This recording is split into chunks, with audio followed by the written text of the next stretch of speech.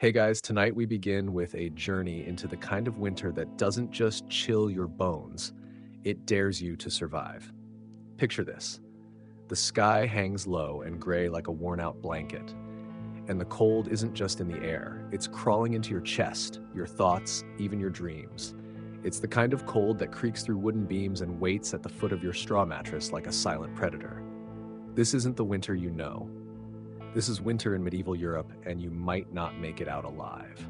So, before you get comfortable, take a moment to like the video and subscribe, but only if you genuinely enjoy what I do here. And while you're at it, let me know in the comments where you're tuning in from and what time it is for you right now. I always love seeing our little worldwide campfire come alive.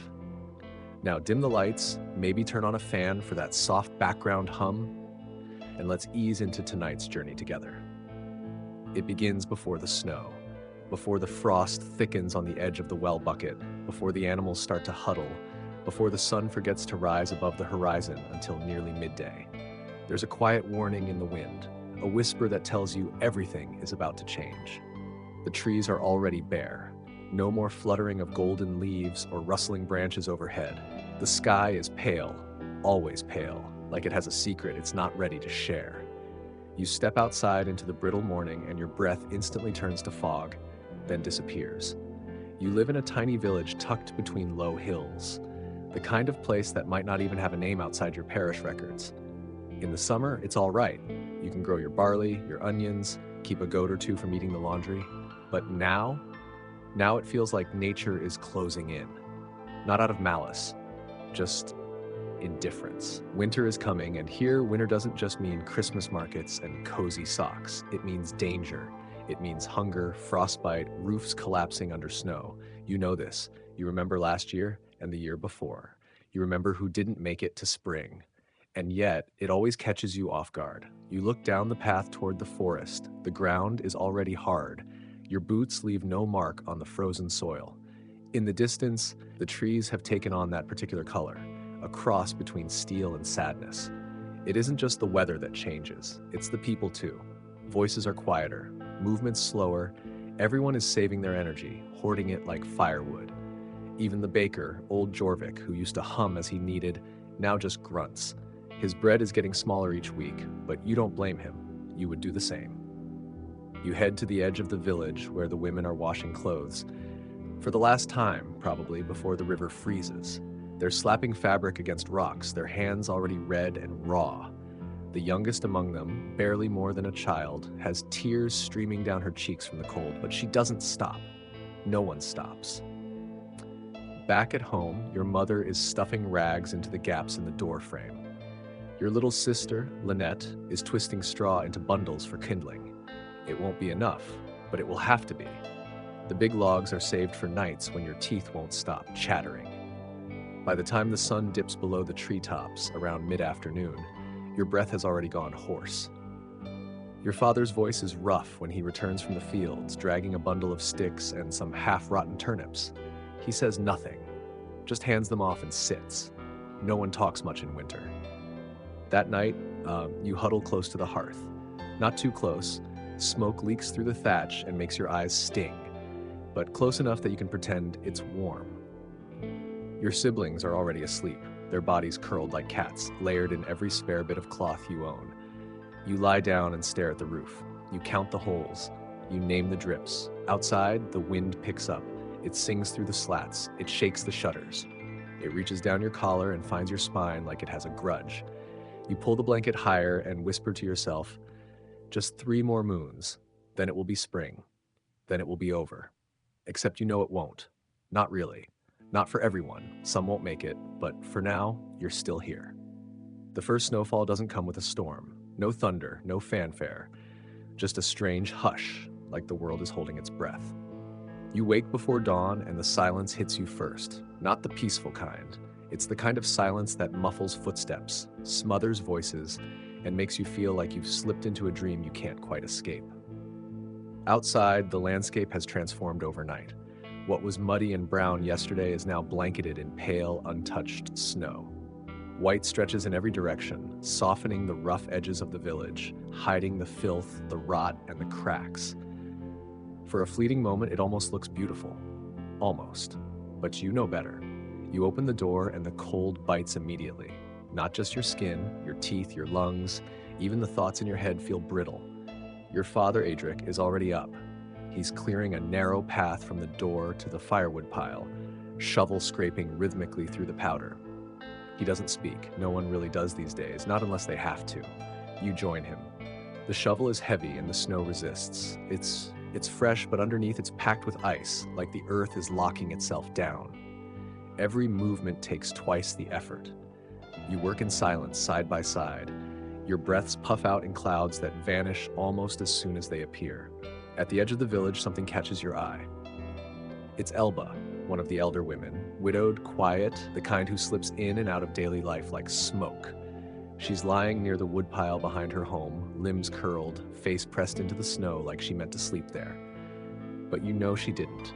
You know she just couldn't make it inside. You call out. Nothing. Her eyes are closed, her fingers curled into claws. Her lips are blue. There's no ceremony. You fetch your father. Together you carry her to the tiny church on the hill. No one rings the bell. The priest says a few words, muffled under the sound of picks and shovels digging into frozen ground. A few villagers gather, but no one cries. You can't. If you start, you might not stop. Back home, the fire is low. Your mother is mending socks with a bone needle and frayed yarn. Her hands are cracked, red at the knuckles. You sit beside her, helping win the thread. She doesn't say anything, but when she leans against your shoulder for a moment, you stay very still. Lynette is coughing, a dry, ragged sound. It starts in her chest and seems to echo through the room. You glance at your father. He hears it too. He doesn't meet your eyes. By morning, the snow is deeper. The world is quieter. You walk to the well with a bucket and a stick to break the ice. The rope groans as you lower it, and when you pull it up, the water inside smells faintly of iron and earth. You wrap it in cloth and carry it home, careful not to spill a drop. Inside, it freezes in the cup before you finish drinking. You sleep closer to the hearth now, everyone curled into one another like puzzle pieces. Your mother, Lynette, your father on the edge. The dog, if you're lucky, nestles near your feet, warm and twitching in his dreams. The straw on the floor is scratchy but better than bare dirt. You cover yourselves with everything you own, blankets, cloaks, even spare shirts stitched together. Still, it's not enough. The food is disappearing. Not fast, no one eats fast anymore, but steady. The last of the carrots were black at the tips. The potatoes are soft. The onions have started to sprout. Your father opens the storage cellar like it's a crypt, lifting the lid with reverence, counting the jars of grain, their gold coins. Each dinner is a negotiation. How much to eat now? How much to save? What you can stretch with water? What can be ground, dried, mashed, salted? The dried meat is cut into thinner and thinner strips. No one speaks during meals anymore. It's like conversation takes too many calories. To distract yourselves, you tell stories. At night, after the fire has been stoked, after Lynette's cough has quieted for a while, you invent tales. A talking bird with feathers like fire. A fox that tricks the village priest. A kingdom buried under a mountain of cheese. Lynette laughs, a small, wheezy giggle, but real. You feel it like a spark in the cold. You keep talking, giving the fox a ridiculous voice, and your mother smiles for the first time in days. That smile is the only warm thing in the room. Sometimes when everyone is asleep, you stay awake and listen. Not to the wind or the snow, to the breathing. You count the sounds. 1, 2, 3, just to make sure they're all still here. You watch the fire burn down to embers. You feed it a handful of twigs. You make wishes on the sparks. The snow is still falling. The cold is no longer something you feel. It's something you carry. It's in your clothes, your joints, even your voice. It follows you like a second skin pressing in with every breath. The fire crackles faintly beside you, but the warmth doesn't reach your fingers. You flex them one by one as if reminding them they still belong to you. Sleep was shallow again. Not because of noise, but because of the silence. It's too complete, too heavy. You drift in and out, always aware of your sister's cough, your father's shifting weight on the floorboards, the groan of the wind outside. You're never truly asleep, just paused. When you finally sit up, the air bites instantly. Your breath curls out of your mouth in thick white plumes. The embers are nearly dead, glowing weakly under a pile of ash. You stir them gently, add a handful of straw, then a sliver of wood. It takes a minute, but the flame catches. You watch it hungrily, like it might tell you a secret. Your mother stirs. She doesn't speak, just reaches for the nearest pot and begins preparing something that smells like boiled hope. You know what it is before she lifts the lid. Gruel again.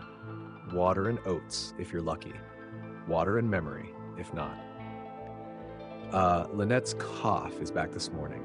She curls into the straw like a cat, small and pale, her hair sticking to her cheeks. You bring her a cup of warm water, and she smiles up at you, brave, tired, and far too thin. Your father is already gone. He leaves early now, before the sky turns gray. No one asks where. Everyone knows. He's searching for wood, food, scraps, for anything another family might trade. Barter is the only economy that still works when coins are useless and generosity is scarcer than bread. You step outside and it's like walking into a frozen breath. The snow is no longer fresh or soft. It's packed, dirty, sculpted into ridges by wind and time. The paths between houses are narrow trenches now, the walls rising up around you like miniature canyons. You pass the baker's home. No scent of bread, no warmth leaking from the shutters. Just a hollow silence. You glance inside and see him sitting by the cold oven, staring at a lump of dough he hasn't had the strength to bake. His eyes are open but vacant, as if winter has frozen something inside him too. At the center of the village, a small group has gathered around a cart. On it lies a frozen deer carcass, legs stiff, eyes glazed, covered in frost. A rare find, and everyone knows it. The man who dragged it in is red-faced and shaking, bundled in 3 cloaks and a belt made from rope. He speaks little, just points at items in exchange: firewood, cloth, tools. No one has meat to spare, not anymore. Your father appears at your side and pulls a folded shawl from beneath his coat. It's the one your mother made last spring, embroidered at the edges. Soft and careful. He trades it for a strip of meat no thicker than your thumb. He doesn't say a word on the walk home. When he hands the meat to your mother, she holds it for a long moment before saying anything. Then, quietly, she begins to cut it into smaller pieces. Lynette gets the first bit. It disappears in 3 bites. Then you, then her. Last is your father. The taste is strange now, foreign. Rich and oily and almost too much for your empty stomach, but no one complains. That night, the house is silent except for the fire. You all sleep a little closer, not because it's colder, but because something feels different. The meat was a gift, but also a reminder, a warning, maybe, that even kindness costs something now. You lie next to Lynette and listen to her breathing, slower, deeper, better. You let out a breath you didn't realize you'd been holding. Sometime in the night, you wake. The fire is dim, the air heavy, and for a moment, you panic. Then you hear your mother's gentle snore, your father's quiet shifting, Lynette's soft sigh. Everyone's still here, for now. Morning doesn't begin with light. It begins with sound. Soft scraping, the clink of iron, the hiss of breath in cold air. You open your eyes to darkness, only to find your father already awake, feeding the fire with the last thick log you'd been saving. He doesn't look at you, just watches the flames climb, as if searching for an answer inside them. Today is market day, not the kind with shouting vendors or bright cloth canopies. This market is quiet, somber, and necessary. A handful of villagers gather in the church square, each carrying something they hope is worth trading: dried herbs, a spindle of thread, even carved toys. Hope wrapped in practicality. You prepare for it like a ritual. Wrap your feet in extra cloth. Pull on layers until you move like a stuffed doll. Your mother hands you a small tin of dried mushrooms and a pouch of salt. It's all you have left worth anything. Lynette tugs your sleeve before you leave. Bring something sweet, she whispers, her voice scratchy. Or something funny. You nod and step into the white. The walk is short, but every step is a negotiation with the cold. It sneaks into your sleeves, under your scarf, behind your eyes. The square is half buried, ringed with footprints that freeze seconds after they're made. You find a place near the stone steps and wait, clutching the mushrooms. The first trader approaches, a boy your age with wind-chapped cheeks and a bundle of firewood. You exchange polite nods, but neither speaks. He glances at your offering and moves on. Wood is gold now. Mushrooms are just mushrooms. Next is an old woman with 3 candles, half burned. You offer the salt. She considers, squints, then trades. You tuck the candles into your coat like treasure. You stay until your feet ache. By the time you leave, you've traded salt and mushrooms for one turnip, two buttons, and a candle stub shaped like a bird. The turnip goes in your pocket. The bird? That one's for Lynette. At home, you unwrap your bounty by the fire. Your mother nods approvingly at the turnip. Your father pockets the buttons. Lynette gasps at the candle bird. She holds it to the light like it's carved from crystal. "This is sweet," she whispers, "and funny." That night, the mood lifts a little. Your mother hums while stirring the pot. Your father sharpens his blade with a quiet focus. Lynette tells a story about the candle bird coming to life and flying into town to steal honey. You pretend to be shocked. She laughs until she coughs. You go to bed with the feeling that maybe, just maybe, you've stolen back a sliver of joy from winter's hands. But the next morning reminds you who's in charge. A roof collapsed overnight, old thatch, soaked and frozen until it gave in. No one was hurt, but the family is sleeping in the church now. You see them later that day, huddled near the altar, wrapped in cloaks, their faces blank with exhaustion. Your father says nothing, but when you return home, he climbs onto your own roof with a bundle of sticks and rope. You watch him work for hours, muttering, tying, patching. He knows yours won't hold much longer either. Inside, your mother is teaching Lynette how to sew. It's mostly to keep her still, keep her mind off the cold. Her stitches are crooked, her fingers clumsy. But the focus helps. You sit beside them, winding thread and smiling when Lynette stabs herself and yelps. The fire burns low that evening. You're down to twigs, bark, bits of broken furniture. You sleep earlier now, not because you're tired, but because there's nothing left to do. The dark comes early and stays late. In the middle of the night, you wake to silence again. But this time it feels heavier. You sit up and listen. Your mother's breathing, your father's breathing. You wait. There. Lynette, a small sigh, then a shift. Relief washes over you. You lie back down, eyes wide open, watching shadows dance on the ceiling, wondering how many more nights like this there will be, and hoping the answer is just enough. The snow doesn't fall today. It hovers, thin, swirling flakes suspended in air like frozen ash, catching on the folds of your cloak and melting into your skin as if trying to burrow deeper. The sky above is a lid, pale, colorless, heavy, with a silence that presses on your chest. You've stopped asking how long winter has lasted. Time doesn't move here. Only cold does. This morning, your mother is boiling something over the fire. It's thin and gray. You ask what it is. She replies with a shrug. Bones. You don't remember eating anything that had bones recently. Lynette is quieter than usual. She curls beside the fire, drawing invisible shapes in the soot with a stick. A cat, a bird, a house. You try to guess what each one is, but she only smiles faintly, like the effort of replying is too expensive today. Your father comes back from outside carrying nothing. Again. You can see it in the slump of his shoulders, the stiffness in his gait. He checks the traps every day now, but they've all come up empty. The snow has silenced even the animals. Not even a footprint. He says nothing, just sits and stares at the wall. It's not hunger that scares you anymore. It's the slow erosion of spirit. Then, in the early afternoon, there's a knock at the door. You all jump. No one knocks in winter, not unless something's wrong, or something rare has happened. It's Merrick, the blacksmith's son. He stands at the threshold, shivering despite 3 layers of wool. In his hands, wrapped tightly in cloth, is something unmistakable, a rabbit. Small, scrawny, and stiff, but real. He caught it in one of the forest traps. A miracle. Your eyes meet his and he shrugs. Trade? Of course. He's not giving it away. No one can afford generosity anymore. He asks for salt and thread.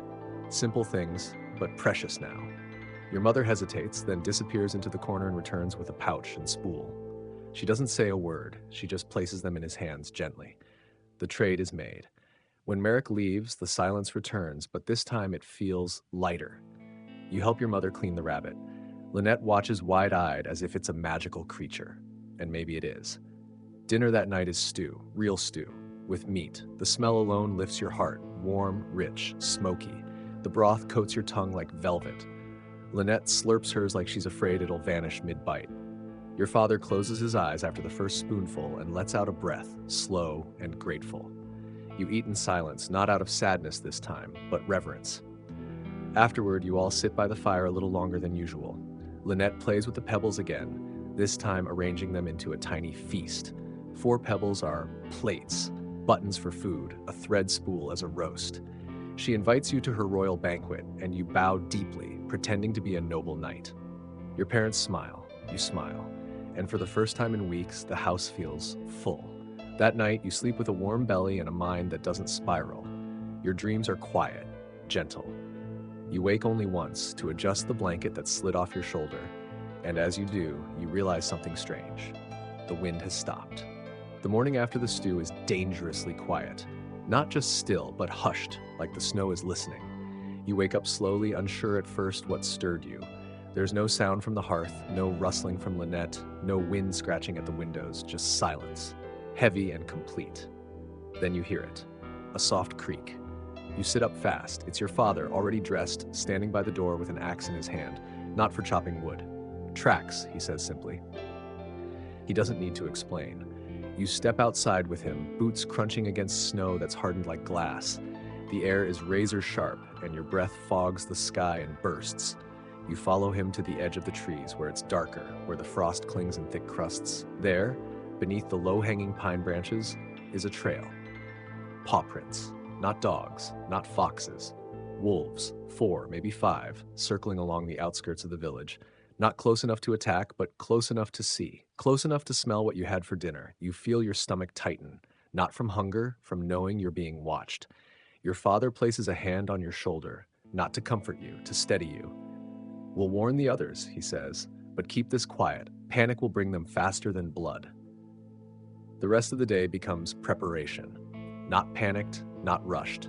Methodical. Every movement efficient. Your father sharpens every blade in the house. Kitchen knives, shears, the old sickle. You help him make torches, strips of cloth dipped in old tallow, wrapped tight around thick branches. They smell awful when lit, but wolves hate fire. Your mother checks the window seams, stuffing more straw and rags into the cracks. She lays fresh embers in a pot and moves it near the bed for Lynette. Her forehead is cooler today, her cough less sharp, but she can tell something is wrong. Why are you whispering, she asks. We're playing a game, you say. She doesn't quite believe you, but she smiles anyway. By dusk, the sky is bleeding gray into violet. Smoke from a dozen chimneys rises slow, curling in the frozen air like question marks. That's when the village gathers. Not everyone, but enough. The priest speaks first, calmly, firmly. He confirms what your father found, the tracks. He doesn't say danger, but his eyes do. We stay inside after nightfall, he says. We keep the fires high, and no one walks alone. It sounds simple, but everyone hears what he's really saying. We are prey now. You walk home under a sky thick with clouds. No stars, no moon, just shadows. You carry a torch unlit, but grip it tightly anyway. Inside, the fire is already roaring. Your mother has spread Lynette's pebbles in a circle near the hearth. She says it's for luck. A wall of stones guarding your warmth. Dinner is thin. Just broth and root scraps. But no one complains. Your father keeps watch near the door. You sharpen a stick. Lynette falls asleep with the candle bird cradled in her hands. You tuck a blanket around her shoulders and sit beside her, listening. Then it comes, a sound, far off. Not a howl, not yet. Just movement, a shuffle of paws over snow, a snap of twigs, then, clearer, a low growl. Your father doesn't move, doesn't speak. Just nods once and you both reach for your weapons. Outside, the world holds its breath. You hear a scuffle, then silence again. A heartbeat later, a long, eerie howl cuts through the dark, rising and falling like wind through broken glass. It feels close, too close. You hold the torch to the fire and light it. The flame sputters, then catches, casting long shadows on the walls. Your father stands by the door, axe in one hand, torch in the other. The flicker makes him look older. Minutes pass, maybe hours. You lose track. The howl doesn't return. Eventually, your mother signals that it's safe, at least for now. She helps you and your father bank the fire for warmth. You all lie down together, pressed tight. Lynette stirs once in her sleep, murmuring about the candle bird flying in the snow. You close your eyes, but you don't sleep. Not yet. You wake to footsteps in snow. Not loud, not frantic, but deliberate. Your eyes snap open, and for a split second, you forget where you are. Then the cold seeps in, the smell of wood smoke, the hush of winter. You sit up. Your father is already by the door, listening. The fire is low, casting soft orange light against the walls. Outside, it's still dark, just the faintest tint of blue in the sky. Dawn is close. He gestures for silence. You strain your ears. Crunch, pause, crunch. Too slow for a deer, too heavy for a rabbit. Human. A knock, not frantic, just there. Your father opens the door a crack. Cold rushes in. It's Merrick. His cloak is crusted with frost. His face is pale, his hands trembling, but he's standing. He's alive. Old Garen's gone, he says. Tried to go out last night, didn't come back. Your father curses under his breath, then nods. You all knew this would happen. Someone always thinks they can outpace the dark. The village gathers by the church again. This time it's not for planning, it's for mourning. They find Garen near the edge of the woods, face down in the snow, one hand outstretched toward a rabbit snare. His body is stiff, eyes open, no sign of wolves, just cold. Just foolish hope. They don't bring him back. Not in one piece. The priest says a few words. No one weeps. No one can afford to. Grief is a luxury for warmer days. When you return home, Lynette asks where you've been. You lie. Helping fix the fence, you say. She nods. Was it broken? No, you answer. Just tired. That afternoon, your father decides to reinforce the walls. You help him carry thick branches from the old barn. He saws while you bind, layering the inside of the house with crude wooden planks like ribs. It won't stop a wolf, but it might stop the wind. Lynette helps too. She insists. You give her the task of holding nails. She takes it seriously. Your mother prepares a thick porridge for dinner. It's made from flour that smells a bit off, but it fills the belly. You add a sliver of dried carrot from the emergency pouch. Lynette calls it feast night. Later, you hear a story from the neighbors. A woman swears she saw eyes in the trees. Green. Watching. Another man says he found a pile of feathers near his doorstep. No body, no blood. Just feathers. The village grows more tense. That night, your father takes first watch again. You offer to join him, and this time he nods. You sit beside him, wrapped in your heaviest cloak, torch in hand. The night air is cruel, biting through every layer. But the stars are out again. You watch your breath rise to meet them. For a long time, there is nothing, just cold. Then, a sound, a soft, deliberate crunch. Your father tenses. Another. You lift the torch. Movement. A shadow slips between trees. Tall, lean, four-legged. Not close, but not far. Your father raises his axe, but the creature vanishes. Not fleeing, just moving, just waiting. You both stare into the dark long after it's gone. Then quietly you say, "I'm not scared." Your father doesn't reply, but he reaches over, rests his hand on your shoulder, and squeezes. The next morning greets you with the kind of cold that doesn't just exist outside. It seeps through the walls, through the seams of your coat, and finally through your skin. Your breath feels sharp. Even blinking stings. But something is different. It's not quieter, because quiet is normal now. It's not darker, though the clouds above churn like old milk. It's a feeling, a kind of tension in the air, like something waiting, watching, as if the snow itself is holding its breath. You find your father already outside, standing near the edge of the clearing. He's staring at the ground, not just at it, through it. You follow his gaze. Tracks again, but this time they're deeper, more deliberate, closer, fresh. The wolves didn't just wander near the village last night, they circled it. Testing us, your father says quietly, measuring. He doesn't say what they're measuring, but you know. Weakness, fear, opportunity. The two of you spend the morning strengthening the barricades around your home. More planks nailed against doors, extra bundles of firewood stacked inside instead of out. The window slats are reinforced with rope and whatever cloth your mother can spare. Your hands go numb 3 times. Each time your father forces you to stop, breathe, and press your fingers against the warmth of your chest. Frozen hands can't hold an axe, he says. It's the closest thing to a joke he's made in weeks. Meanwhile, your mother is boiling more water. Not for food, for washing. She insists that even in winter, cleanliness is survival. That dirt spreads sickness, and sickness weakens more than hunger. Lynette is quiet again. She draws shapes in the ash with her fingertip. Circles, mostly. Sometimes she hums. Sometimes she just stares. She's stopped asking when winter will end. That night, a storm rolls in. Not with thunder, but with weight. The wind roars like 1,000 whispers, and the snow comes sideways, angry, clinging to every crevice. It hits the walls like fists. You can barely hear yourself speak. The fire crackles, but the room still feels cold. You sit near the hearth with Lynette curled under your cloak. Her hands are like paper, but she smiles when you pretend the flames are a tiny dragon curled around her feet. "I named him Smoke," she says sleepily. You nod. He looks like a smoke. She drifts off like that, half laughing. Then a sound. Bang. Not the wind. A knock. No, something heavier. You and your father rise together. No words. He gestures for silence. Again. Bang. It's coming from the side of the house. Not the door. You grab your torch and light it. The flame wavers in the draft, barely clinging to the wick. Your father takes his axe. You move toward the window. Slow, careful. Another bang.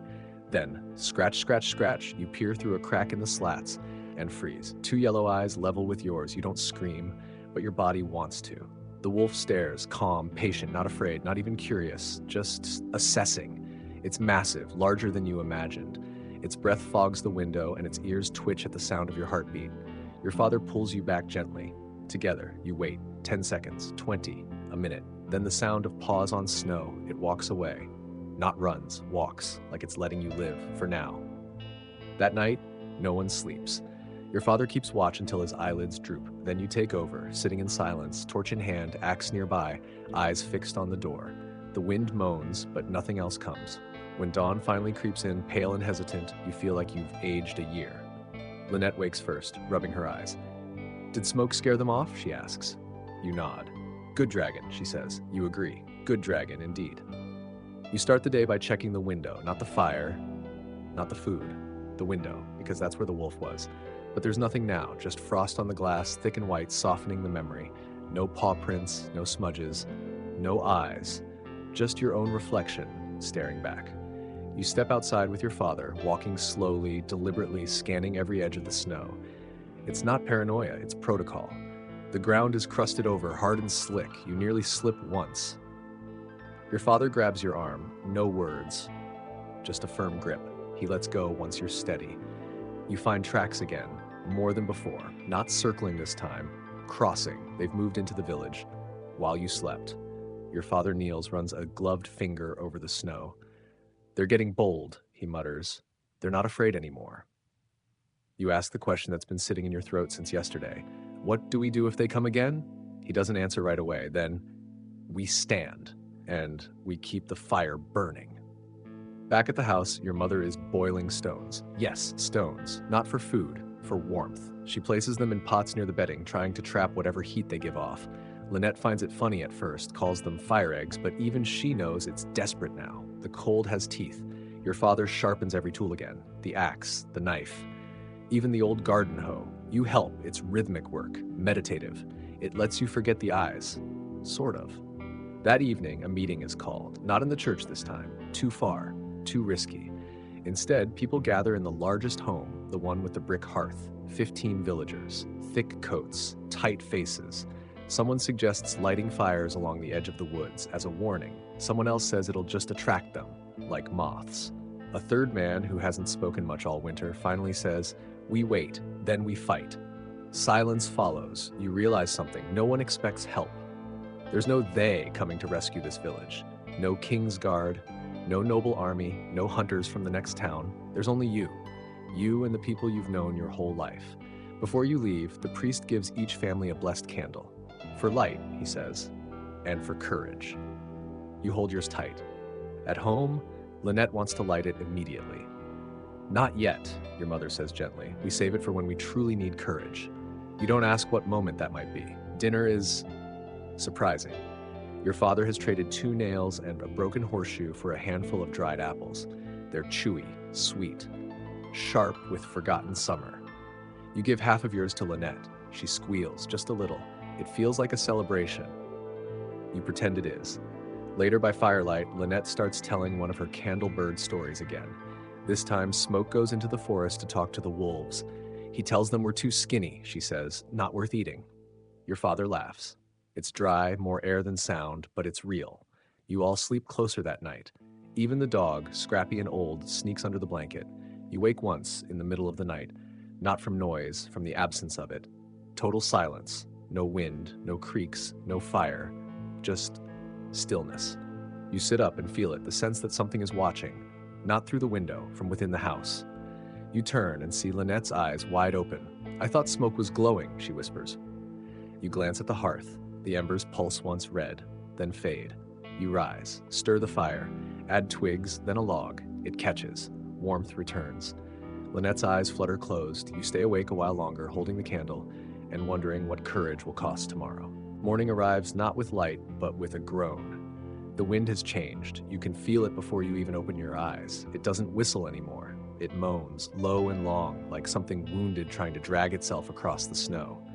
You sit up slowly.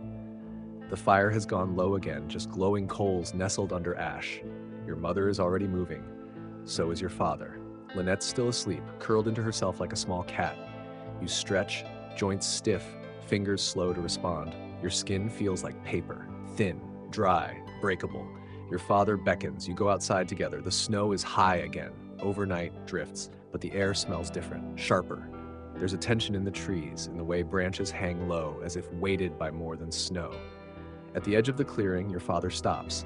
You see it instantly. Blood. Not much, but fresh. Red against white, smeared in a trail leading away from the tree line. Small prints follow it. Rabbit, maybe. Or something smaller, the kind of animal that still dares to move in this kind of winter. But then you see the second set of tracks. Bigger, deeper, more deliberate. Wolves. They were hunting again last night, and not far. Your father doesn't say anything. He just stares, then turns back toward home. You follow, heart thudding. There's no question anymore. The wolves are getting closer, bolder, hungrier. At midday, you all eat together. Not because there's much to eat, just some watery turnip stew, but because the fire is strongest then. Everyone sits near it, as close as you can. Your mother peels potatoes you didn't know you had. Your father checks every window twice. Lynette draws another circle of stones on the floor. "This is the wall," she says. "It keeps them out." You nod. "It's a strong wall." She adds a second circle. "And this one keeps the warmth in." You want to believe that. The village bell rings at dusk. A single tone, sharp, short. Not a warning, but a call. Another meeting. This time it's held outside. Everyone too cautious to crowd indoors. The priest speaks again. "The wolves came near old Ada's barn last night. She saw them through the cracks, 3 of them, one larger than the others." Mirek chimes in. "I saw tracks near the well." A woman near the back mutters, "They're watching us." The air is tight with fear. Your father finally speaks. "We need a patrol, just a few each night. Fire, noise, movement. Let the wolves know we're not easy meat." There's hesitation, then nods. You volunteer. So does Merrick. The patrol begins that night. 2 hours, torches, slow circles around the edge of the village. You and Merrick take the north loop, past the well, the frozen trough, the old coop that hasn't held chickens since autumn. You walk in silence, not from awkwardness, from caution. The torch crackles softly. Your breath fogs ahead of you, billowing and vanishing. Merrick taps the snow occasionally with a stick, checking for ice. Then he speaks. "Think they're waiting for something?" You glance at him. "Like what?" He shrugs. "Weakness. Cold snap. One of us slipping up." You nod. Because he's right. They're waiting for the crack.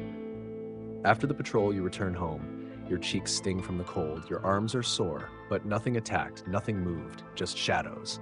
Lynette's asleep again. Your mother is darning socks by candlelight. Your father looks up when you enter. You nod once. He exhales. You all sleep a little easier, but only a little. At some point in the night, you hear it. Not outside. Inside. A whisper. You sit up fast. It's Lynette. She's talking in her sleep, murmuring, "Smoke says don't open the door." You blink. "What?" She doesn't answer, just turns over, still dreaming. You lie back down slowly, heart still racing. Smoke. The candle bird. You stare at the ceiling, listening. No footsteps, no scratching, no howls, just that one sentence, and the silence that follows it. The next day is colder than the last, which shouldn't be possible, but it is. The floor feels like iron. The air burns when you breathe. Even the light coming through the cracks in the wall feels blue and brittle, as if the sun itself has frozen. You check the fire before anything else. Still alive. Barely. Lynette stirs near the hearth, wrapped in every blanket in the house. Her lips are pale, her fingers tucked under her arms. She opens her eyes but doesn't speak. She doesn't need to. You can see it in her face. It's the coldest she's ever been. Your mother places a warm stone under her feet and wraps her in a second shawl. She doesn't smile, just works. Quietly, carefully. Your father returns from the morning patrol with news. "The wolves were close," he says. "Too close." He places a bundle on the table, a dead crow. "Frozen in place," he says. "No blood, just dropped. No one touches it. You don't ask what he traded for it or who gave it up." Later, he pulls you aside. There's talk of moving, he says. South, when the thaw starts. You blink. Moving? Where? He shakes his head. Anywhere. Somewhere with trees. Somewhere without wolves. You don't answer, because what's there to say? There's nowhere untouched by this winter. Only places that freeze slower. That night, you take your shift on patrol alone. Your father needs rest. Merrick has a fever, so you go alone. The village looks different at night, not just darker, older, like something ancient. The houses huddle together like animals in the snow. The paths are deep trenches. The fences lean inward, whispering things you can't quite hear.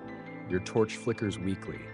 You walk the north path, past the barn, past the old millstone. Then you hear it, crunch. You freeze. Crunch. Crunch. Closer. You lift the torch high, a shadow moves near the tree line.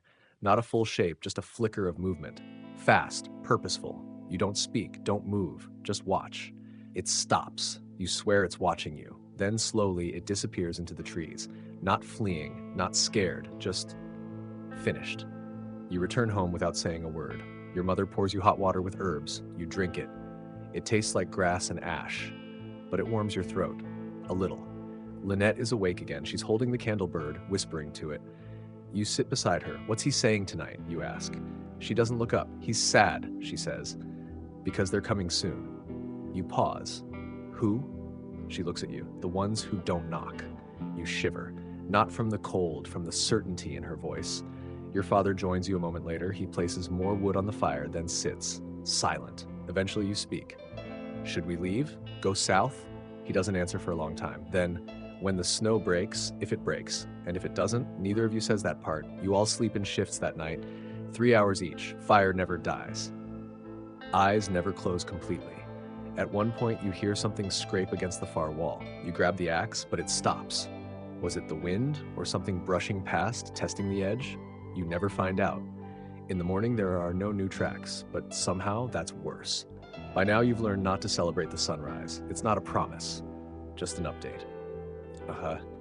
A quiet shrug from the sky. Still here? Huh. Let's see what happens next. You wake to silence. Not peaceful silence, but that pressing, weighted quiet. The kind where even the walls feel like they're listening. You know something's wrong before your eyes open fully. Your father is standing at the door, motionless. Not in panic, in calculation. You join him, stepping out into the bitter morning. The air claws your throat raw with every breath, and your eyelashes clump together with frost before you make it 2 steps. Then you see them. Tracks. Dozens. Deep and deliberate. They aren't scattered. They aren't confused. They form a pattern. A loop.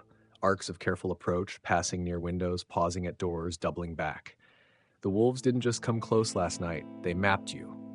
You kneel beside one paw print. It's fresh. Still sharp around the edges. Meaning they were here hours ago. Maybe less. Were they testing the walls? You ask. Your father doesn't respond immediately. He crouches beside you, running one gloved hand over the snow. Then he mutters, "They were measuring." Measuring what? Our softness.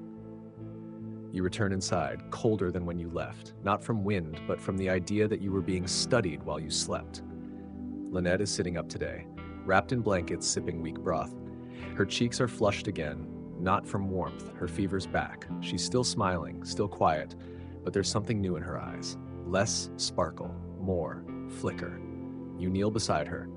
"I saw them last night," she whispers. You stiffen. "The wolves?" She shakes her head slowly. "No, the people who used to live here." Your mouth goes dry. She continues, "They were standing outside in the snow. They didn't say anything, just watched. But smoke told them to go away." You glance at the tiny candle bird in her lap. Its wick long spent, wax body half melted, but Lynette still holds it like a knight's sword. Maybe it is one. That afternoon, your mother stretches the last of the oats into something almost edible. You chew slowly. Not for flavor, just to delay the moment it's gone. Then the knock comes. Not a bang, not frantic, just steady. It's the priest. His beard is rimed with frost, his eyes wide. "They're circling every house now," he says. "We need to act, tonight." You gather in the square. 13 people. Every family sends someone. It's cold enough to crack wood, but no one flinches. Your father proposes the plan. Fire. Not just torches, but a ring of flame to keep them back. "We burn what we can," he says. "Old hay, fat, oil, even clothes if needed." There's no resistance. When animals stalk you in your dreams, fire becomes a mercy. You spend the hours before dusk preparing. soaking cloth in rendered lard, tying bundles of dry reeds together with frayed rope. Mirk appears with a sack of pine shavings. Burns hot, smells worse, he shrugs. You thank him anyway. Just before dark, the fire line is laid, a rough circle around the village's heart, thin, imperfect, but bold. And then you wait. The first howl comes as the sun dies, then another, and another. Wolves. Close. You see their eyes before you see their bodies. Dots of green and yellow scattered among the trees, like the forest has grown 100 new stars. They don't rush, they don't bark, they watch. The fire ring flickers as the wind rises, sending plumes of black smoke swirling toward the stars. One wolf steps forward, huge, scarred. The leader, you guess. It walks to the edge of firelight, stops, cocks its head like it's reading your thoughts. Then, as if on cue, it turns and vanishes back into the trees. The others follow. No attack, no sound, just gone. You hold your breath long after they've left. At home, the fire still burns. Your father sinks to the floor, exhausted. Your mother lights the priest's candle. For courage, she says. Lynette, half asleep, mutters, Smoke says we bought one more night. You stare into the flame, wondering how many more nights you can afford. Dawn doesn't break, it seeps. A pale, watery light that oozes through the seams of the ceiling, crawling across the floor like spilled milk. Not warm, not hopeful, just there, as if the sun itself is too tired to rise properly. You wake slowly, your limbs stiff under too many blankets. The room smells of old smoke and boiled fabric. Lynette is still asleep beside you, her tiny hand clutching what's left of the candle bird. It's waxy and misshapen now, more blob than bird, but to her, it's still a guardian. The fire has burned low. You add a few sticks, watching as the flame flickers uncertainly. Even the fire seems hesitant now, unsure if it's worth the effort. Outside, it's quiet. That makes you nervous. Too much snow, and the world turns silent. Not peaceful silent. Trapped silent. You rise cloak tight and step out with your father and Merrick, who slept near the church last night. His cheeks are red and raw from wind, his eyes dull from lack of sleep. None of you say much. No one wastes breath these days. The snow underfoot isn't clean. It's packed down, disturbed, trampled. You scan the area instinctively. It doesn't take long to find what you're looking for. Tracks, not scattered, not curious. Deliberate, organized. You move closer and count them. Too many. More than yesterday. More than the night before. The path winds between homes, loops near the well, like curves around fire pits that are no longer warm. Some prints lead straight up to doors, your door included, and then vanish back into the forest. You kneel beside one of the larger impressions. Broad paw, deep claws, frozen rim, fresh. Your father doesn't need to speak. You already know what he's thinking. They didn't just pass through, they watched again, maybe all night. They're counting, he says finally, mapping us. Mirk crouches beside another print, his face pale. These are heavier than before.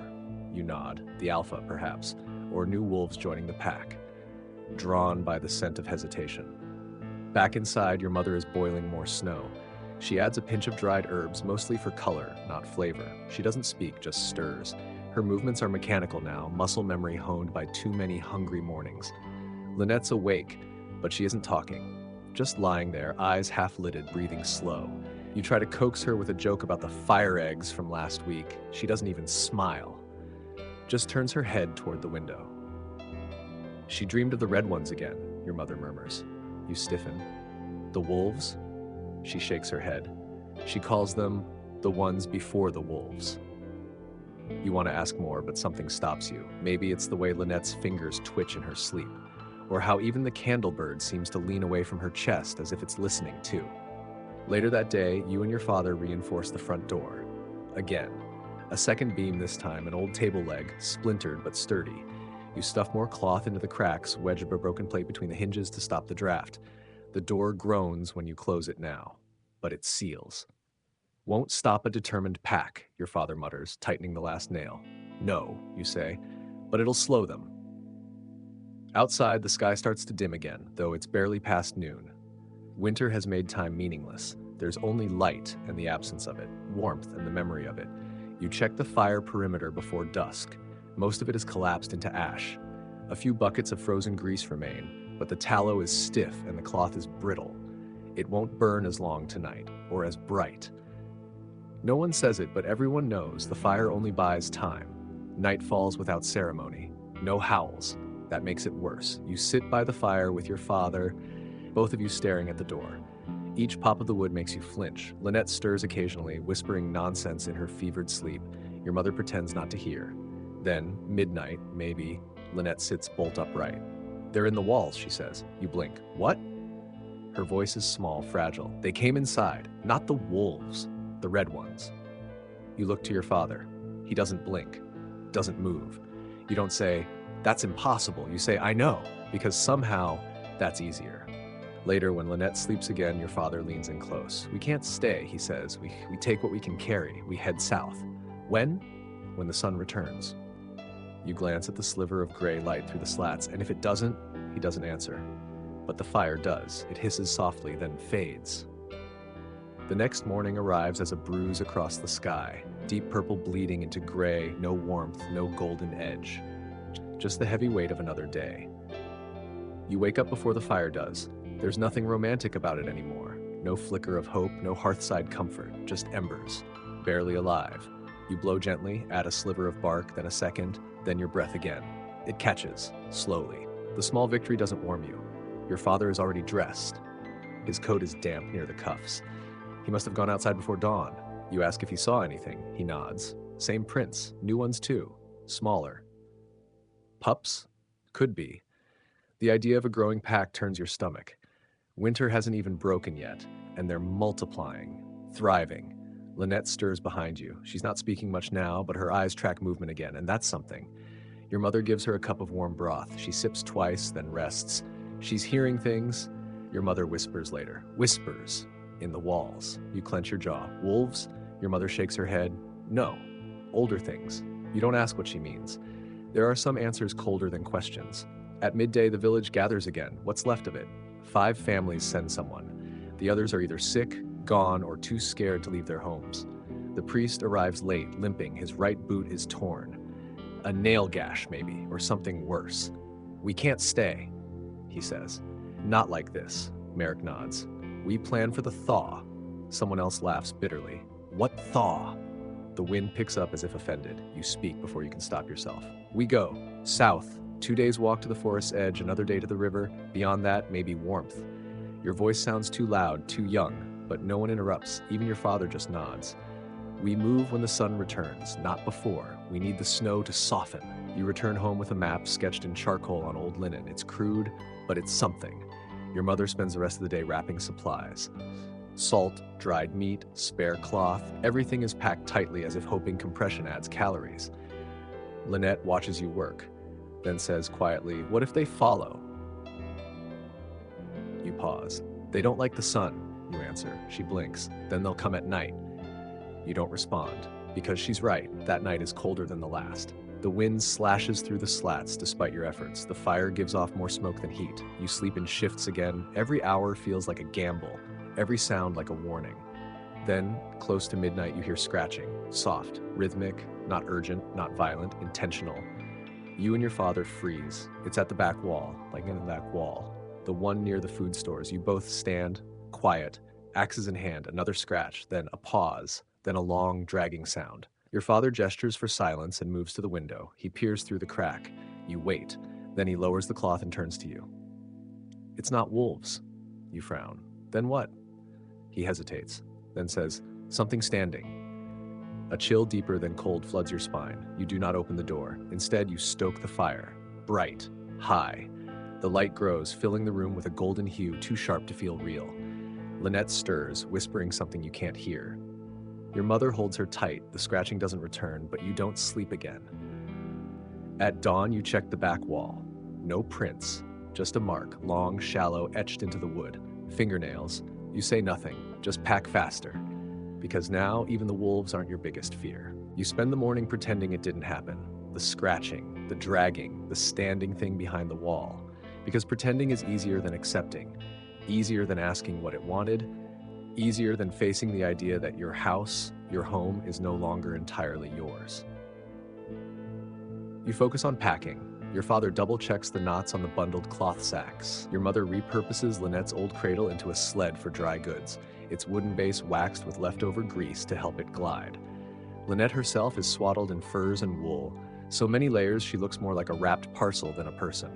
Her eyes follow you, quiet, observant, calculating. She doesn't speak, but when you pass by, she squeezes your hand gently. That single squeeze says, "I'm still here." The plan is simple, in theory. Wait for the first melt. Just a crack in the snow, just a shift in the wind. Then you move. 2 days south through open ground, then forest. If you're lucky, 3. You pray for luck, though it's been in short supply. By midday, the sky clouds over with a heaviness you've come to read like a mood. Something is changing. The cold isn't leaving, but it's thinking about moving its grip. You step outside to gather kindling, and that's when you hear it. Voices. Not close, not clear, but real. Coming from the direction of the church, you drop your bundle and sprint. Mirek is already there, standing near the doorway, frozen, not from the cold, but from something else.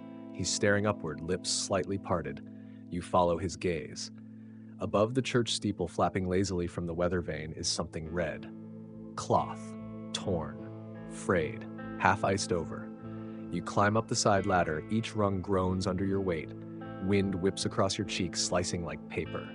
You reach the top, lean out, and catch it in your glove. A scarf, hand-woven, dyed, the kind worn by no one in your village. Not old either, still smells faintly of sweat and smoke. Someone was here recently, someone new. You climb down fast. Someone came through, you say breathlessly. Mirek nods once, grim, or tried to. You both follow the vague trail through the snow, heading away from the steeple and toward the tree line. It's faint, almost lost to last night's wind, but the ground tells its story. Boot prints, large, 1 foot dragging slightly. Whoever it was, they were injured, disoriented. And then you find them, or what's left. A collapsed shape in the snow, half covered by drift, arms outstretched, face buried. You kneel beside the body. Not frozen solid yet, this happened recently. No cloak, no bag. Whatever they carried is gone, except their hand. Clutched in their stiff fingers is a small, carved object. A bird. A candle bird, just like Lynette's. Only this one is scorched black, cracked down the middle as if struck by lightning or fire. You don't take it, you bury it. There's no ceremony, just hands and snow and silence. Back home, your father listens as you recount the discovery. He doesn't interrupt, he doesn't ask questions.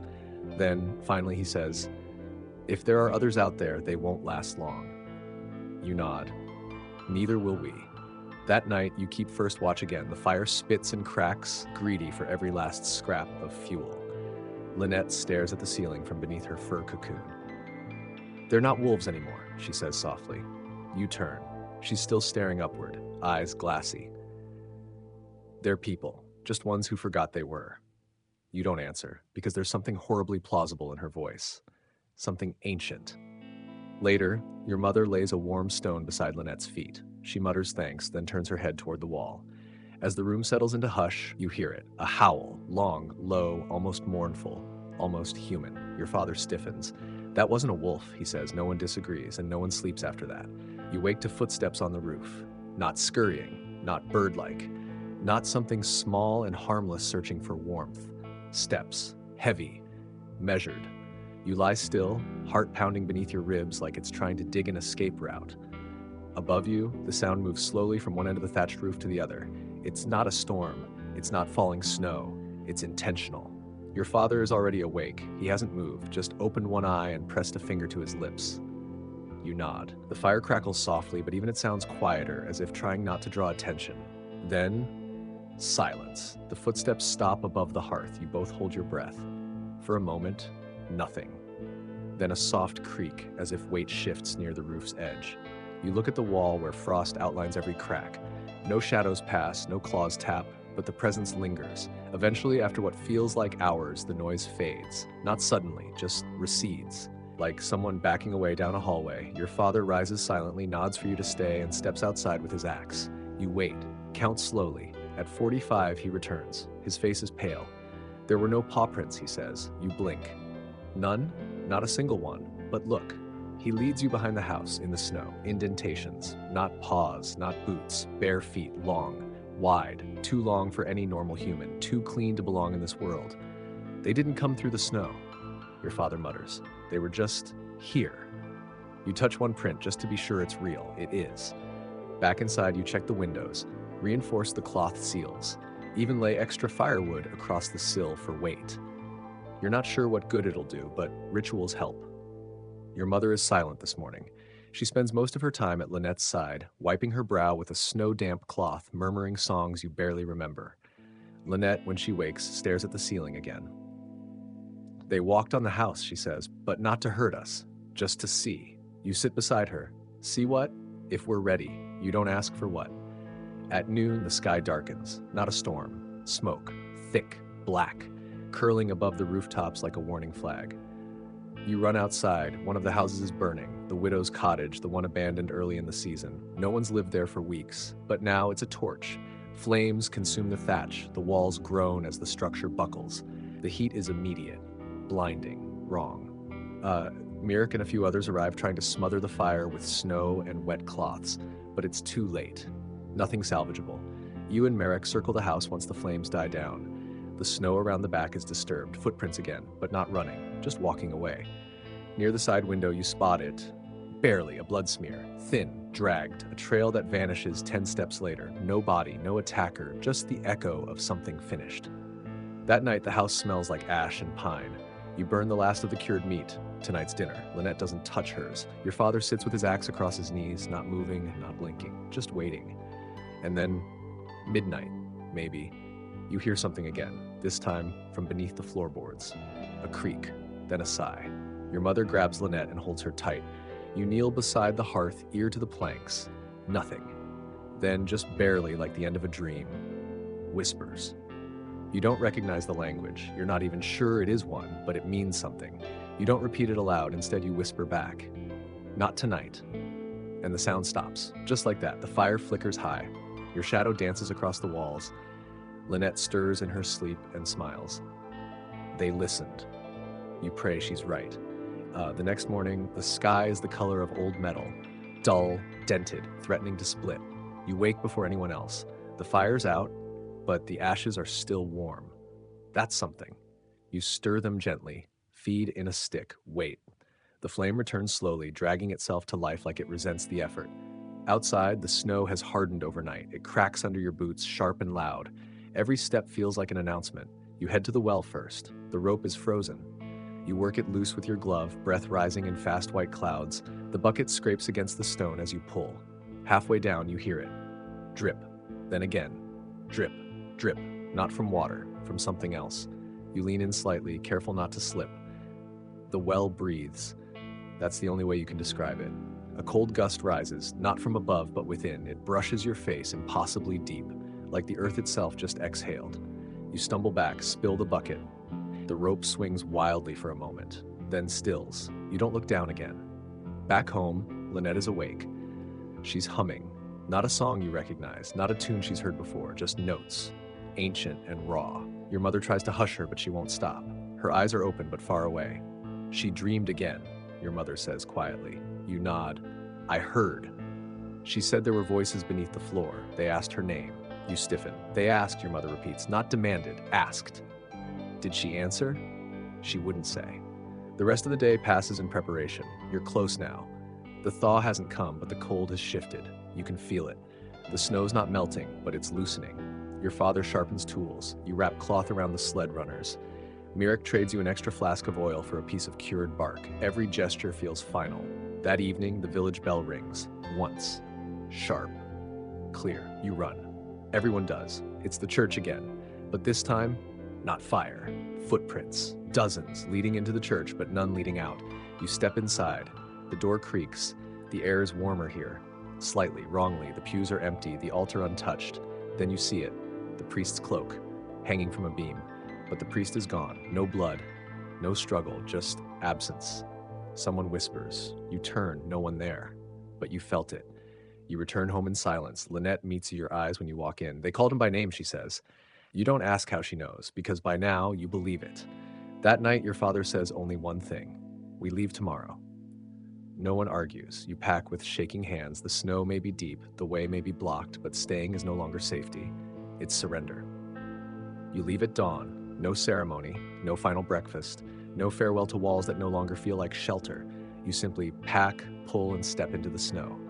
Your father leads. You follow with the sled. Your mother carries Lynette, wrapped tightly in wool, her breath fogging against the fur. Mirek joins, along with 3 others. That's all who remain willing to go. The others stay behind. Some out of fear, some out of hope. You don't look back. The snow is deeper than expected, but the surface holds mostly. The crust breaks occasionally under your boots, catching your ankles, stealing warmth. You push forward, south, toward the forest. The first hour is quiet. Your breath, your steps, the creak of leather and wood. Then prints. Fresh ones, not yours, not wolves. Too long, too straight, walking parallel, watching. You don't speak of it, you just keep walking. By midday, your arms ache. The sled feels heavier than it should. The wind picks up, throwing snow sideways like thrown dust. The forest is still distant, a smudge on the horizon. Then Lynette speaks. "They're following," she says. You glance back. No one's there. Just white hills. You believe her because your skin is crawling and even the wind feels like it's listening. You reach a small hill and pause. Catch your breath. Drink melted snow from a cracked flask. Then you see it.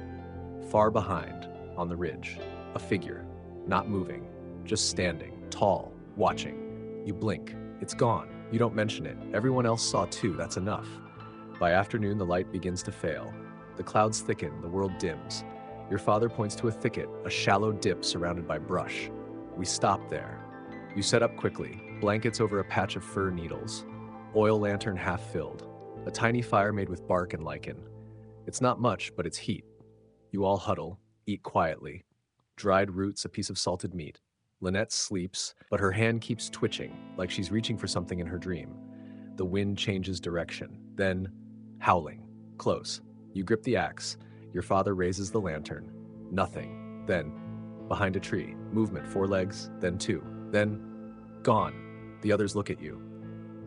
"What was that?" someone whispers. You don't answer, because you don't know what's worse, wolves pretending to be men or men pretending to be wolves. That night, you keep first watch again. You sit beside the fire, holding a piece of wood shaped like a bird. Lynette gave it to you before sleep. "He likes you now," she said. "You didn't ask who, you just said thank you." The fire flickers, your eyelids droop. Then, a sound. Soft, behind you, a whisper. Not words, just breath. You turn. Nothing there, only snow. Only silence, only the feeling that something was and might come back. You wake up to quiet, not the peaceful kind, the kind that feels staged, too complete, as if someone or something asked the world to hush. You sit up slowly, the fire's out, just a curl of smoke drifting into the gray sky.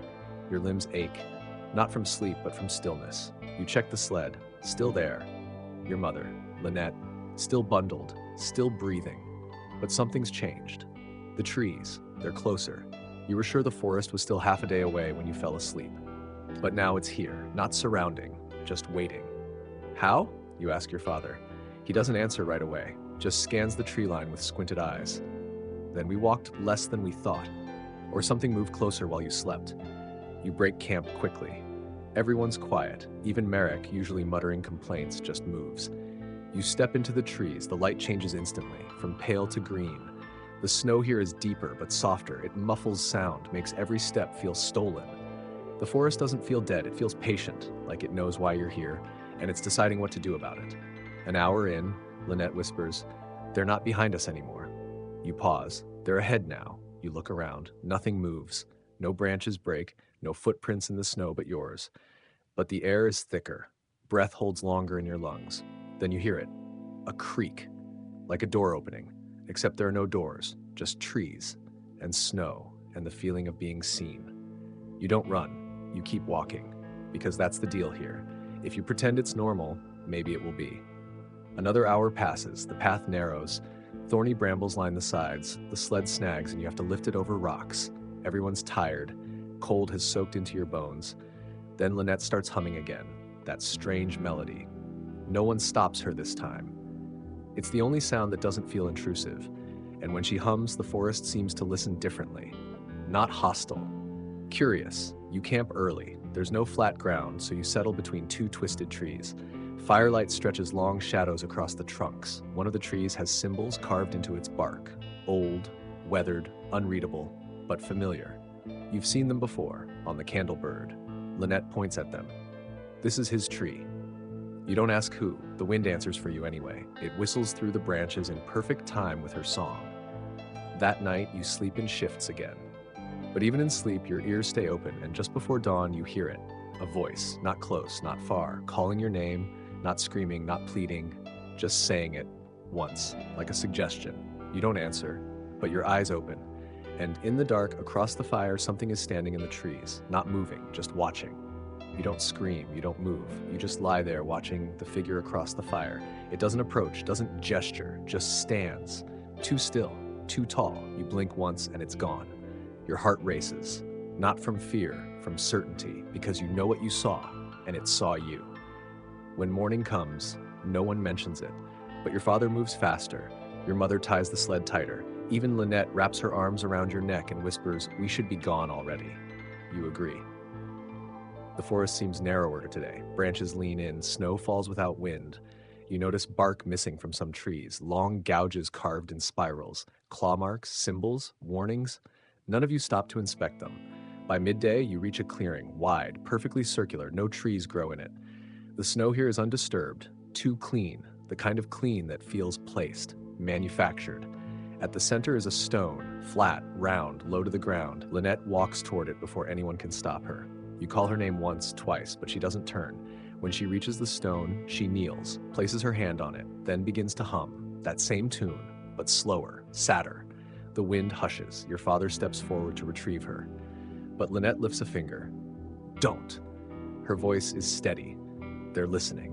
Merrick looks like he might run, but he doesn't. Lynette finishes the song, rises, and walks back to the sled like nothing happened. You glance at the stone as you pass it. There's nothing special about it, except that the snow around it has begun to melt. By evening, you find shelter beneath a large outcrop of rock. It's dry underneath. The trees form a canopy above, thick enough to block some snow.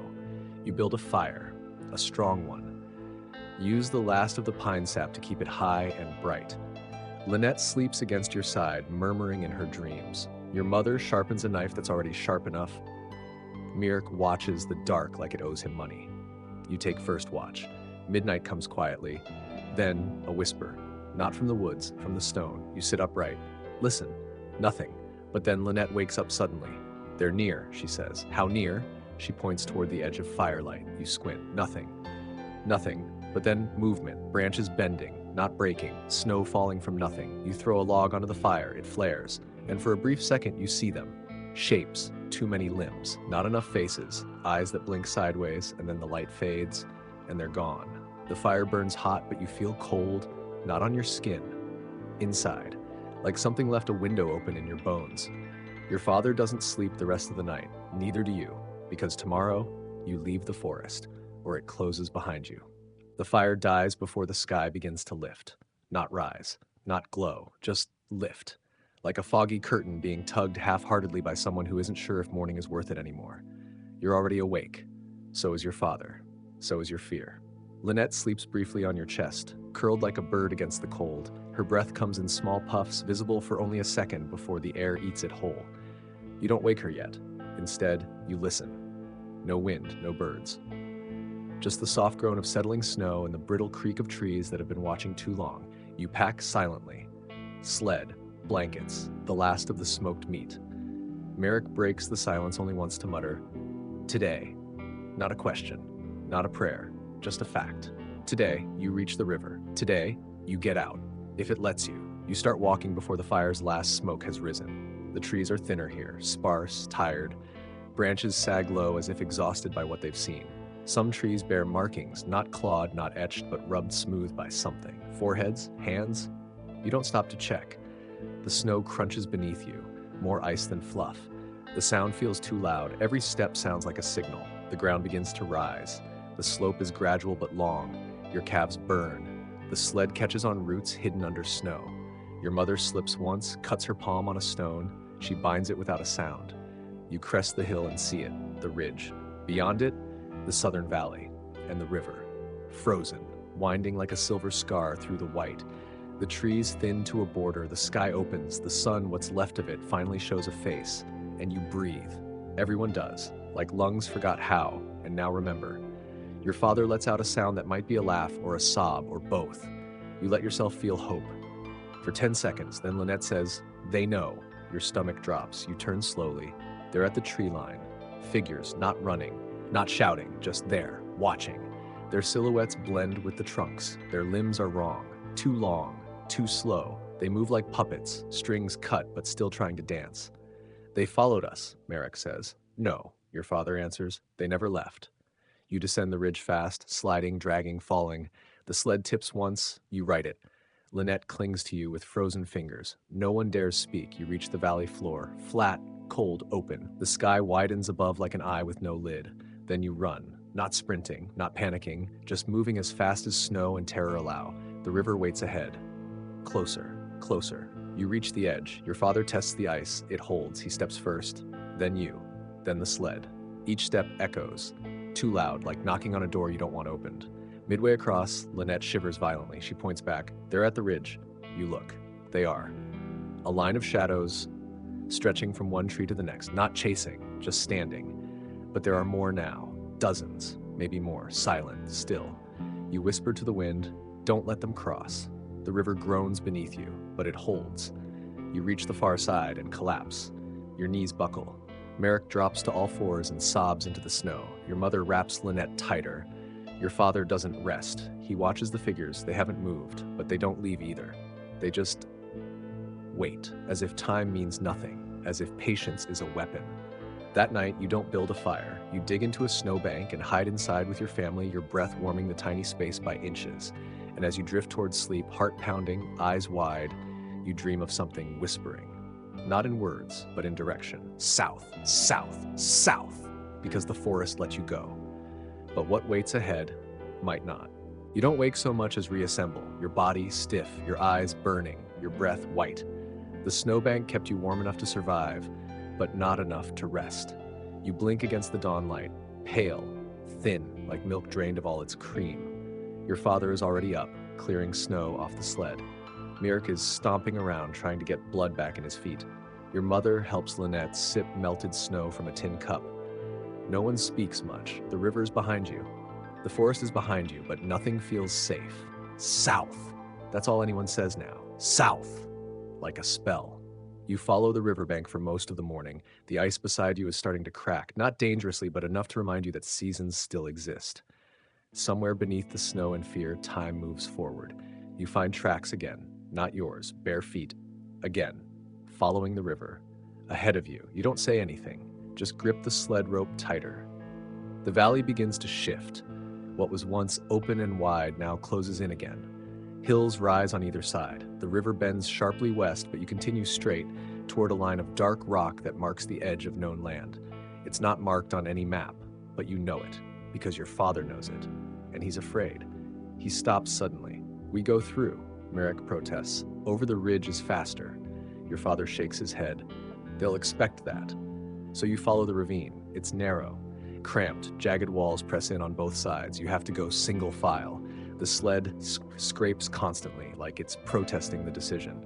Lynette shivers. They've been here before. You don't ask who, because part of you already knows. The ravine is colder than outside, not in temperature, but in feeling, like warmth doesn't belong here. You hear water trickling under the ice, a good sign.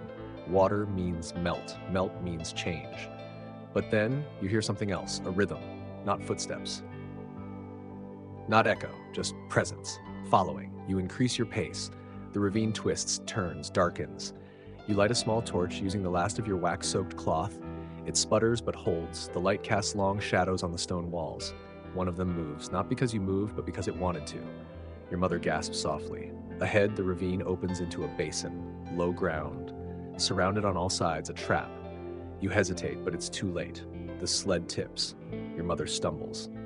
Lynette cries out, and then, from behind you, a voice, low, broken, but clear. Stay. You freeze. Turn slowly. There's a figure at the mouth of the ravine, tall, covered in fur and frost, face hidden, hands bare, fingers wrong, long, bent. Leave the girl, it says. You step in front of Lynette. Your father draws his axe. No. The figure tilts its head. You don't understand. Don't need to, you say. It sighs, not angrily, not even sadly, just tired. You will. Then it steps back into shadow. Gone.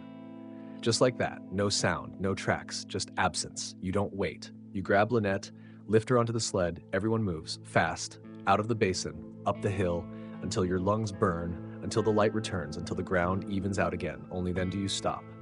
Only then do you breathe. And still, the echo of that voice lingers. Leave the girl, you hold her tighter, and whisper, "Not a chance."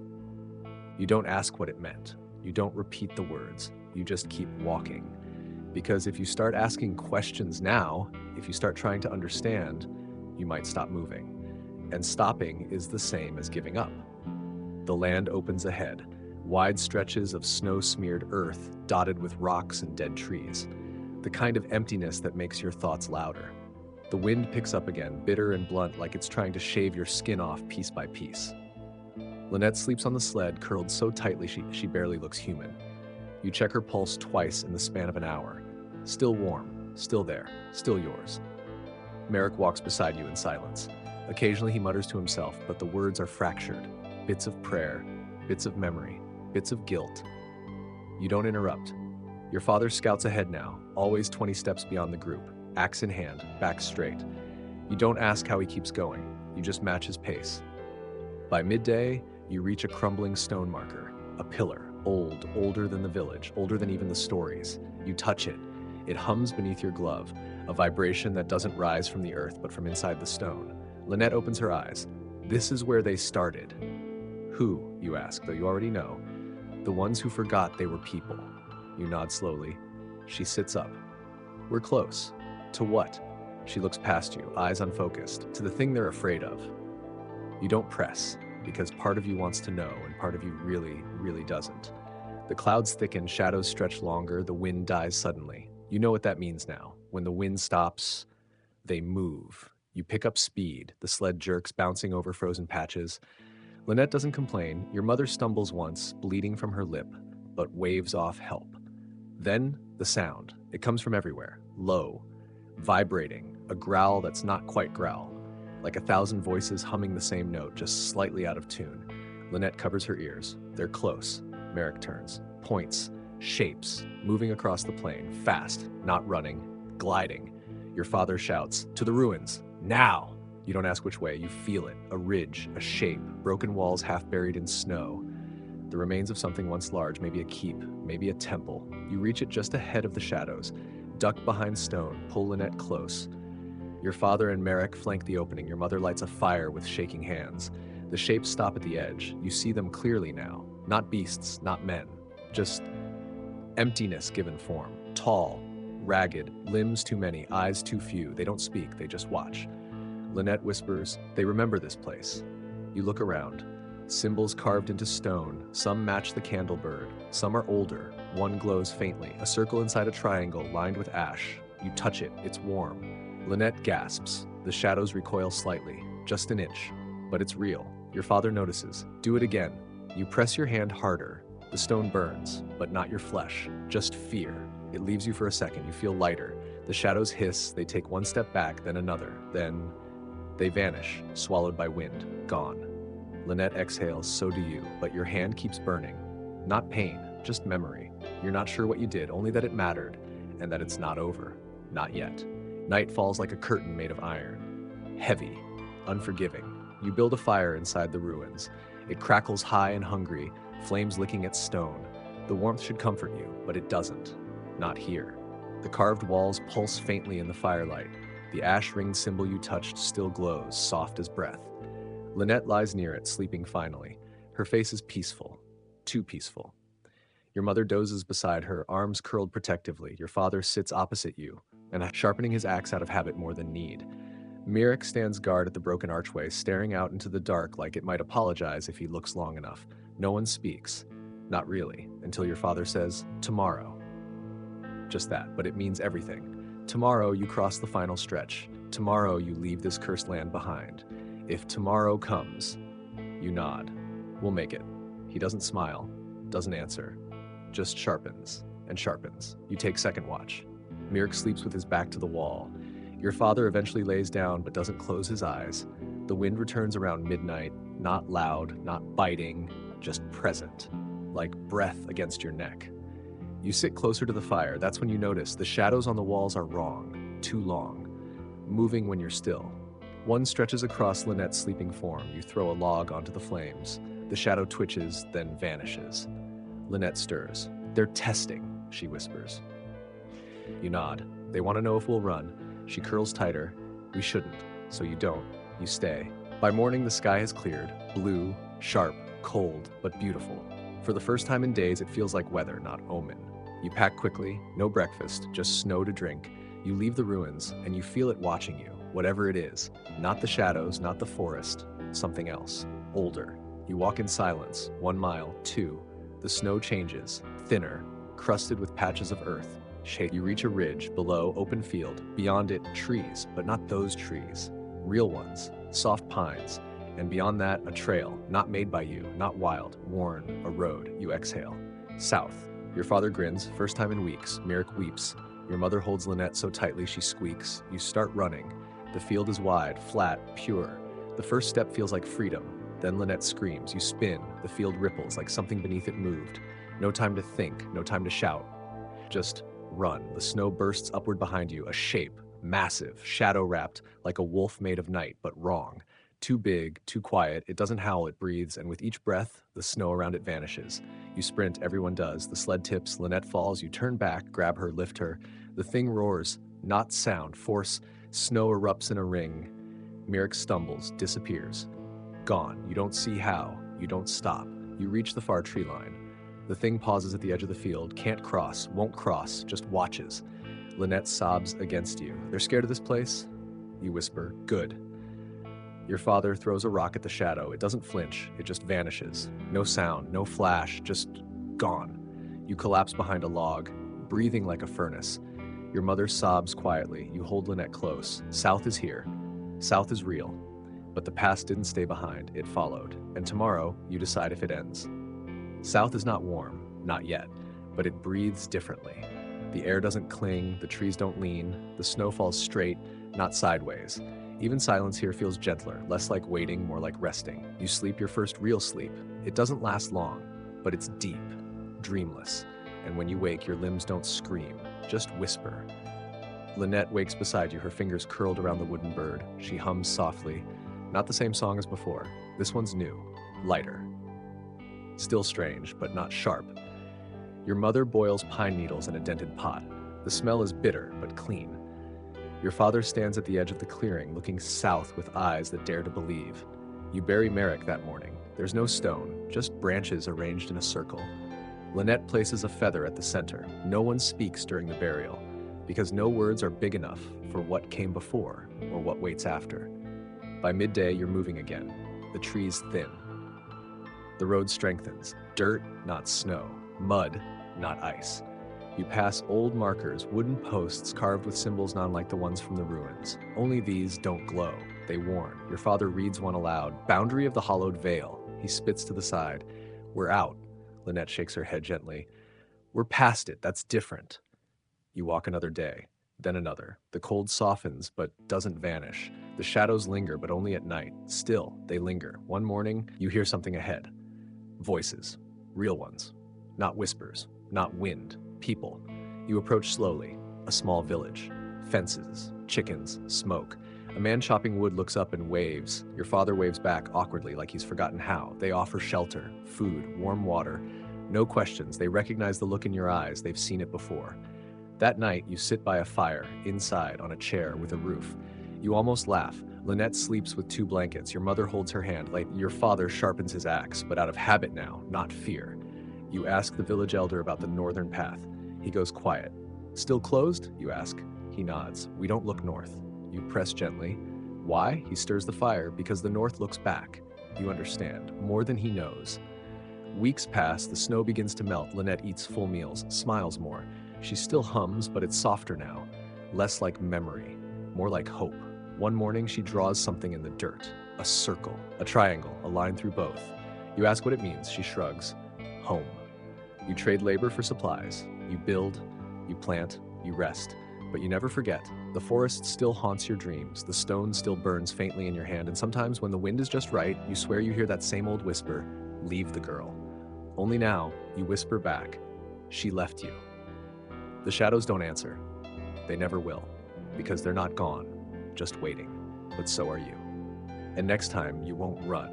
Because now you know the path, you know the names, and you're not afraid to be remembered. Not anymore. The snow has melted now, at least in your memory. The shadows are quieter, retreating to the corners where they belong. Not gone, no, but smaller somehow. Tamed not by fire or fear, but by understanding, by time. The wind that once howled through the trees is now just a breeze against your face, cool and steady, like a breath, like a promise. The night no longer holds its breath to watch you.